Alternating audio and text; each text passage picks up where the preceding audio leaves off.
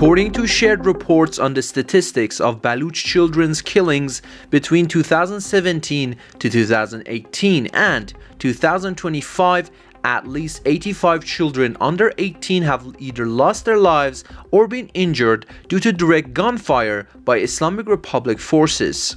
Many of these children were shot solely for living in the deprived regions of Sistan and Balochistan.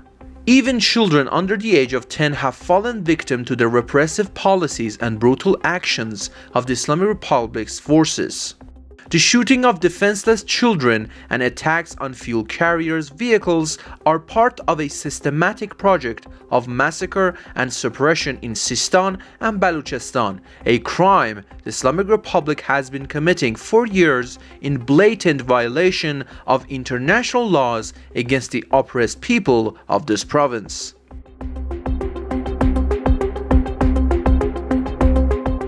On February 26, a 5-year-old child, Youssef Shahlibor, was fatally wounded after Iran's IRGC Merasad unit opened fire on a family vehicle in Chah Jamal, Iran Shahr. He was struck by 5 bullets, while his pregnant mother, Maryam Shahlibor, was also shot and critically injured. Due to lack of medical resources, Youssef died before he could undergo surgery. His mother remains in intensive care, fighting for her life. This tragic incident adds to the growing concerns over state violence and the targeting of civilians, particularly in ethnic minority regions.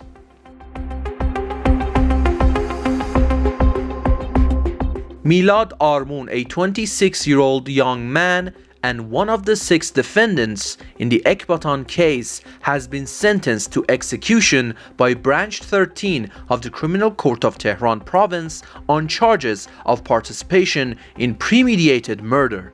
This ruling was issued despite the opposition of the presiding judge, with only 2 of the court's advisors signing the verdict, while the chief judge of Branch 13 explicitly rejected the sentence and issued a minority opinion against it.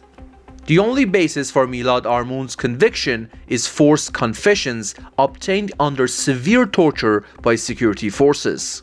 He has repeatedly denied these confessions before judicial authorities, and even the presiding judge of the court has confirmed that there is no evidence supporting their validity.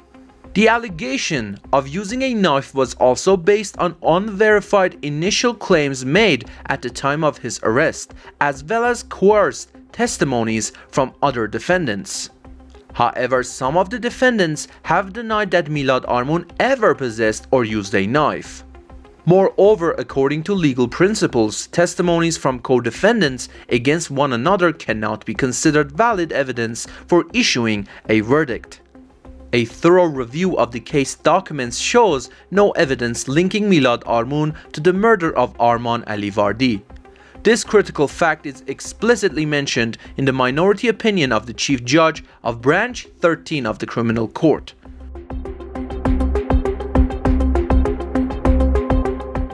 Arsham Rezai, a pro-monarchy political prisoner, has spent more than 20 days in solitary confinement without access to family contact. After 3 weeks of silence, he was finally able to make a brief phone call, informing his family of his deteriorating physical and mental condition. His mother had previously revealed that Arsham suffers from an ear infection and a ruptured eardrum, but remains denied medical care while in isolation. Reports indicate that due to severe pressure, Arsham attempted suicide in his cell by tying a cloth around his neck, but prison guards intervened before he could follow through. Following the incident, he was left in restraints for hours. In recent days, a Qizil Hisar prison official has reportedly subjected Arsham to serious threats, including gang rape threats, in an attempt to further intimidate and break him. Arsham has urgently requested his lawyer, Mr. Jalilian, to arrange a visit and push for his release from solitary confinement.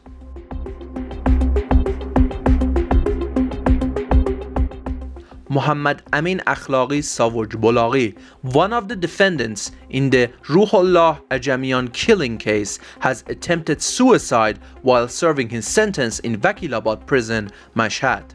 His brother in a post on Instagram revealed that after the attempt, Muhammad Amin was placed under surveillance for 24 hours, but is now being held in poor conditions.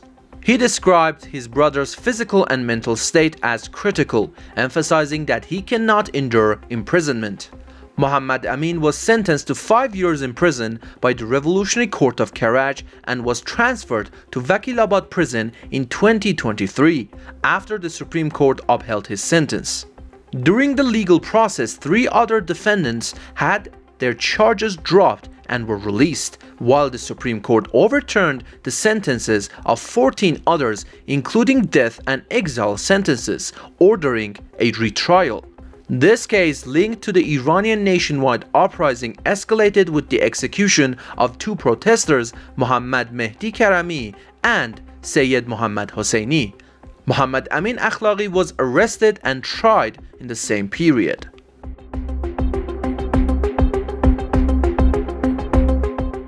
Nahid Shirpishe, an imprisoned teacher and the mother of Puya Bakhtiari, one of the victims of the 2019 nationwide protest, is facing severe health complications due to her hunger strike. Reports indicate that she has gone on hunger strike to protest her dire conditions in prison, leading to significant weight loss.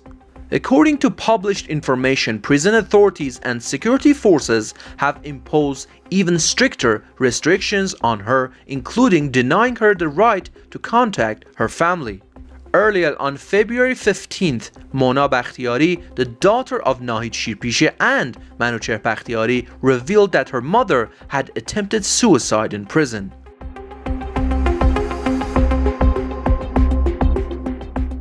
Gelar Abbasi, a monarchist political activist, was released on bail from Evin prison on February 26th. She was arrested on February 20th at her home in western Tehran by agents of the Ministry of Intelligence and subsequently transferred to Evin prison. The charges against her remain unclear. Previously, Branch 26 of the Tehran Revolutionary Court, presided over by Iman Afshari, sentenced her to 2 years and 6 months in prison on charges of assembly and collusion. After serving several months of her sentence, she was released from Evin prison in 2023. Gelar Abbasi, 48, is a former political prisoner, a mother to a young daughter, and the sole provider for her family.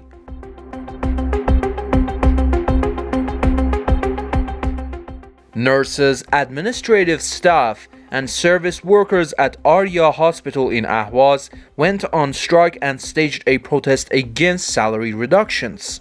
This marks the 2nd consecutive day of demonstrations at the hospital, as employees express outrage over recent pay cuts imposed by hospital management. According to reports, a portion of their salaries has been deducted to cover year-end bonuses, with promises that wages will return to previous levels in the new year.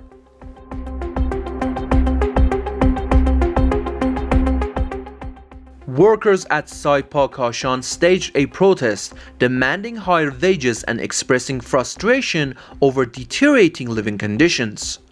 Amid rising economic pressures, employees are calling for salary adjustments that reflect inflation and the increasing cost of living. The protest highlights ongoing worker dissatisfaction within the country's industrial sector, as demands for fair wages and improved working conditions continue to grow.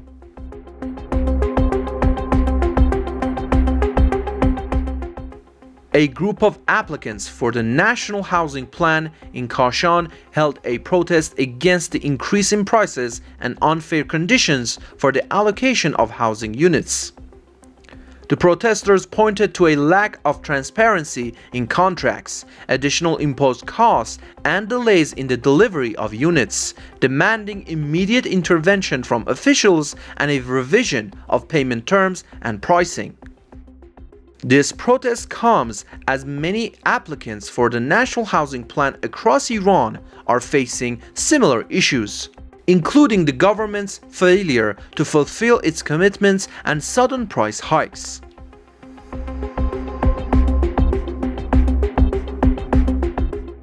Retired employees and pensioners from Isfahan Steel Company held a protest demanding higher pensions and better living conditions. The demonstrators expressed frustration over the rising cost of living and the insufficiency of their current pensions, which they say are no longer enough to cover basic expenses. They called on authorities to increase their payments in line with inflation and economic challenges. This protest is part of a growing wave of demonstrations by retirees across various sectors, all demanding fair wages, timely payments, and economic justice.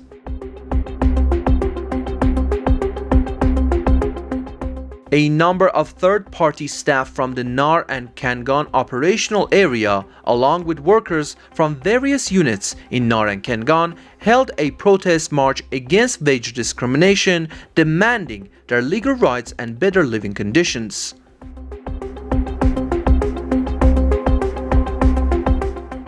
A state propaganda banner featuring the leaders of the Islamic Republic was set on fire in Tehran, in what appears to be an act of public defiance against the regime. This incident comes amid growing anti-government sentiments, as protesters continue to express their anger and opposition to the ruling authorities. Such actions have become a symbol of resistance, reflecting widespread frustration with government policies, economic struggles, and political repression across the country.